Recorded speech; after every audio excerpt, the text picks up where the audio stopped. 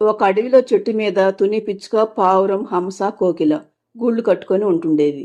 తుని పిచ్చుక, హంస, పావురం అందంగా ఉండటంతో కోకిలను నల్లగా ఉందని ఎప్పుడూ అవి మూడు అవమానిస్తూ ఉండేవి. దాంతో కోకిల తనకు పాడాలనిపించినప్పుడల్లా ఒంటరిగా పాటలు పాడుకుంటూ ఉండేది. ఒకరోజు పక్షులకు రాజైన గద్ద పక్షులన్నింటికీ అందాల పోటీలు పెట్టాలని అనుకుంటాడు. ఆ విషయాన్ని రాము అనే తుని పిచ్చుక ద్వారా అడవంతా ప్రకటిస్తాడు. ఆ విషయాన్ని తెలుసుకున్న పావురం, తుని పిచ్చుక, హంస తాము కూడా అందాల పోటీలకు వెళ్లాలని నిర్ణయించుకుంటాయి. అందాల పోటీలు జరిగే రోజు రానే వస్తుంది. పక్షులు మూడు అందాల పోటీకి వెళదామని అనుకుంటుండగా విన్న కోకిల, నేను కూడా మీతో వస్తాను అని కోకిల అనగానే తుని పిచ్చుక, హంస, పావురం, ఏంటి నువ్వు అందాల పోటీకి వస్తావా? ఎప్పుడైనా నీ ముఖం అద్దంలో చూసుకున్నావా? అదెంత నల్లగా వికారంగా ఉంటుందో అంటాయి పక్షులు మూడు. దాంతో కోకిలకు చాలా బాధగా అనిపిస్తుంది. నేను వచ్చేది అందాల పోటీలో పాల్గొనడానికి కాదు మిత్రులారా, అందాల పోటీ చూడటానికి. ఓహో అలాగా, మేము ఇంకా పోటీలో పాల్గొనటానికేమో అనుకున్నాంలే. చూడటానికైతే పర్వాలేదులే, అక్కడ మాలాంటి అందగత్తెలను చూసి కుళ్ళుకుందు గాని అంటుంది తుని పిచ్చుక. తరువాత అవి నాలుగు కలిసి అందాల పోటీ జరిగే చోటుకు బయలుదేరి వెళ్తూ ఉంటాయి. అవి నాలుగు ఒక చెరువు దగ్గర నుండి వెళ్తుండగా వాటికి చెరువులో ఒక గూటితో పాటు తుని పక్షి పిల్ల కొట్టుకుపోతూ కనపడుతుంది. దాంతో కోకిల, అయ్యో ఆ చెరువులో ఒక పక్షి పిల్ల కొట్టుకుపోతుంది, కాపాడదాం పదండి అంటుంది కోకిల. ఇప్పుడు దాన్ని కాపాడుతూ కూర్చుంటే అందాల పోటీలు ముగిసిపోతాయి. మేం త్వరగా వెళ్ళాలి. పని పాట లేని నువ్వున్నావు కదా, కావాలంటే నువ్వు వెళ్ళి కాపాడు అంటూ వెళ్ళిపోతాయి పక్షులు మూడు.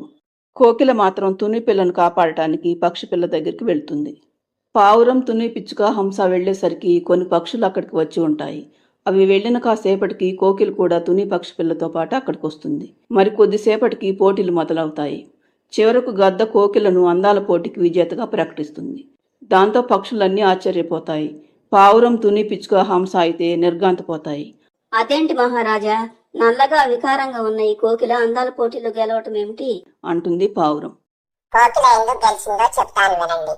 ఇక్కడికి వచ్చిన వారందరూ మనం రోజు నీళ్లు తాగే చెరువు మీదుగానే వస్తారు.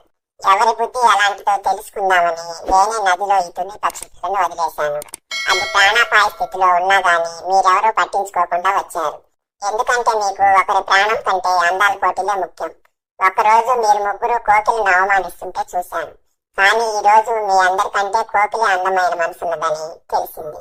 కోకిలతో పోల్చుకుంటే చూడటానికి మీరు అందంగా ఉండొచ్చు, కానీ ప్రతి జీవికి అందమైన శరీరం ఉంటే సరిపోదు. అందమైన మనసు కూడా ఉండాలి. అది మీలో ఎవరికీ లేదు, ఒక్క కోకిలకు మాత్రమే ఉంది. అంతేకాదు, మీ అందరిలో లేని మరో ప్రత్యేకత కోకిలలో ఉంది. అదేమిటంటే అద్భుతంగా పాడటం. అందుకే గుణంలోనూ గాత్రంలోనూ అందమున్న కోకిలని ఈ అందాల పోటీ విజేతగా ప్రకటిస్తున్నాను అని గద్ద అనటంతో తుని పిచ్చుక, పావురం, హంసలతో పాటు అక్కడికి వచ్చిన పక్షులన్నీ సిగ్గుతో తలదించుకుంటాయి.